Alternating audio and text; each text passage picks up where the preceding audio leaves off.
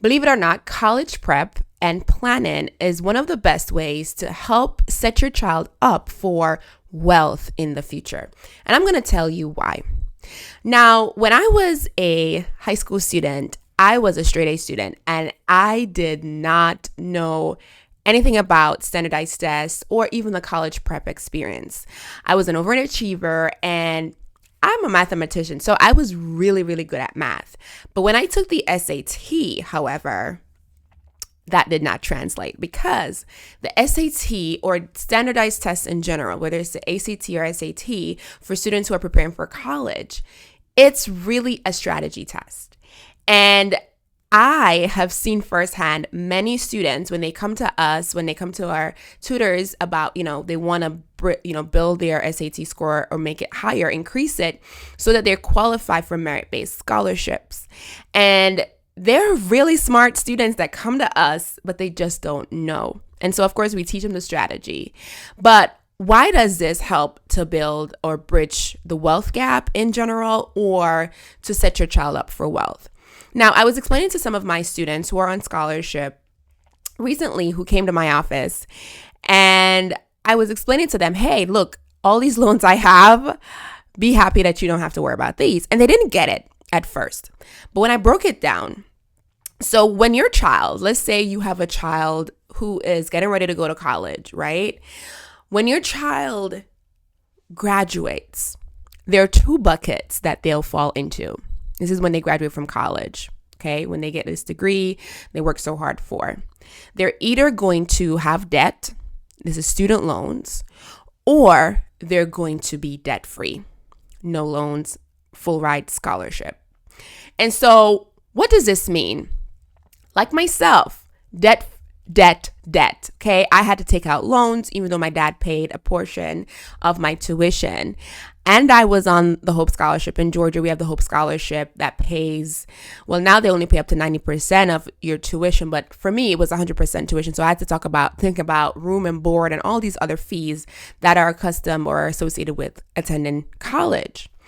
And so what this means is when I went to go buy a home, I had to be evaluated according to my debt to income ratio.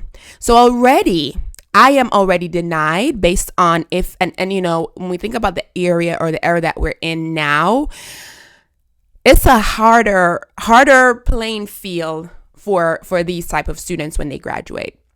Because now you're looking at the debt to income ratio.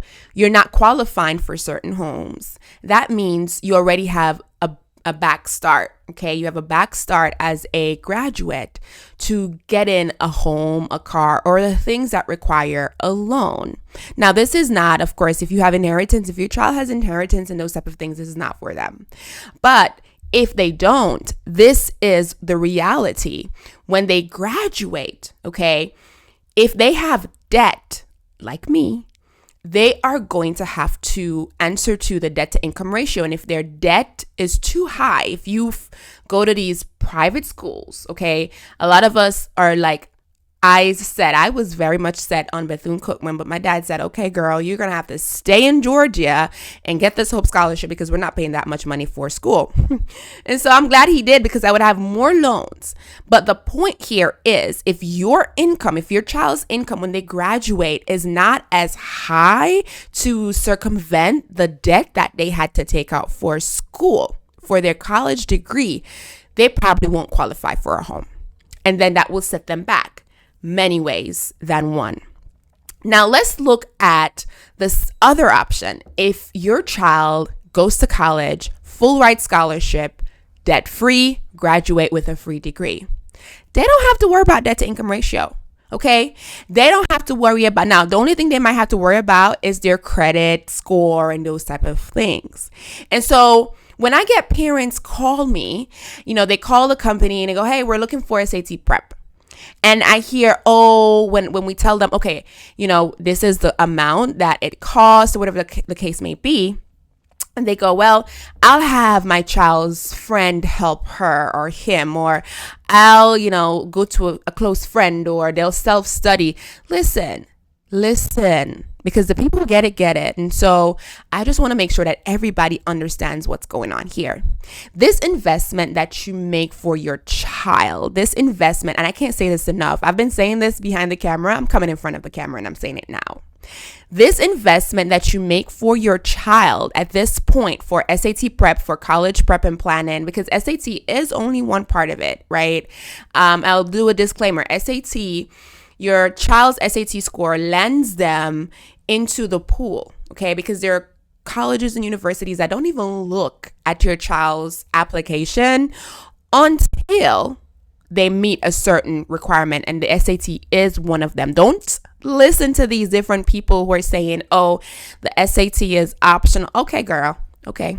Optional, they won't be getting scholarships, okay? Especially the merit-based ones. And I can tell you because I am the director of a scholarship program.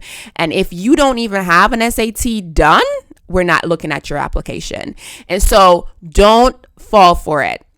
And so, yes, the SAT, the whole package. Now, I'm not saying just do SAT prep. It's one factor. So you have SAT prep, and then you also have college prep. Now, I have a lot of partners who do college counseling, and, they help students with their essays, because that's also another part of it. And a lot of parents miss the mark a lot. And then they end up taking up Parent Plus loans and student loans and those type of things, and they put themselves in debt where there is free money out there.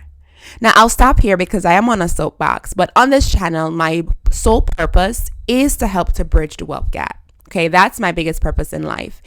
And, if you find this video helpful, do share it with anybody who you may know who is interested, in bridging the wealth gap or being wealthy. And especially if they have any children who are teens getting ready to go to college, whether they're juniors or seniors, this is the time to prep. Actually, if you're a senior, it's a little too late, but we still will help. Okay.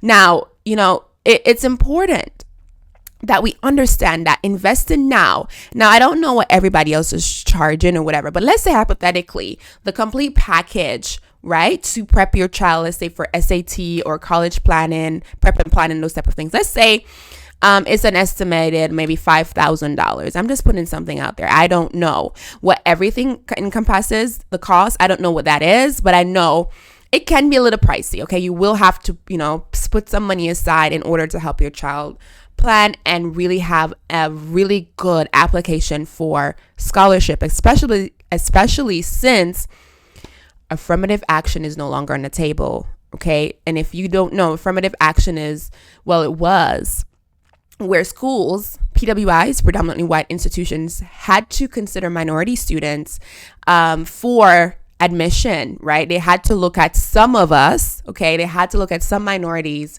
and say, hey, okay, we have to admit some. Now they don't. And so that means your child's application needs to be bulletproof, solid, okay, in every sense of the way. You don't want to give them a reason to say, okay, we don't want this student, especially if they have high dreams of going to Ivy League schools or the top schools fully funded. Nonetheless, okay, let's say you invest, I don't know, $5,000. This is really on the high end, $4,000, $3,000, whatever. Let's say you invest this $3,000 in your child's prep planning college package, okay? The return on this investment, you will get nowhere else. Not even in my portfolio for my financial statements do I see this return. Because your child, I've seen my students qualify for hundreds of thousands, some millions in scholarship. I remember texting one of my parents and I go, hey, how is such and such? And they're like, we're smiling her from ear to ear. Such and such is going to their dream school, Cornell, and we are happy. Thank you. We got an email recently. Thank you so much to the Sharpe Sessions team. My daughter is going to her dream school on this merit scholarship, full ride. 40,000, 50. You know how much to go to Cornell? Hundreds of thousands. That's a big return on investment. And so parents are so excited to buy birthday gifts, to buy them the cars, to buy them the graduation gift, to buy them the plane tickets, to buy them the Jordans, whatever it is. But when it comes to something that will help them to really build wealth in the future, we have to think hard. Not we, because, okay, I understand this. So my kids already know, okay, scholarships, okay? So, we really have to think about our priorities when it comes to our kids. And I do understand that some parents just don't understand. And so that's why this video is here. But you have to think about, really, when it comes to college plan and prepping, you have to think about this investment is long-term, and this investment will yield high returns. Think about when your child opens these admission letters. Congratulations, you are accepted and you qualify for this scholarship or that scholarship for this amount. It's a big deal. It's a big deal. And so I want all of us to get on the same page, especially if you have teens. I cannot stress this enough. It's a long-winded video, but I have to talk about it because a lot of times when I get the calls and the people are considering, I'm like, I really want to ask, what was the biggest purchase you made for your child? And I'm sure it's probably going to be more than the $3,000, the $4,000, to $5,000. Okay. So we want to really consider, okay, investing in our child's future, especially if you're planning to send your child to college. Well, I hope this was insightful and helpful. Until next time.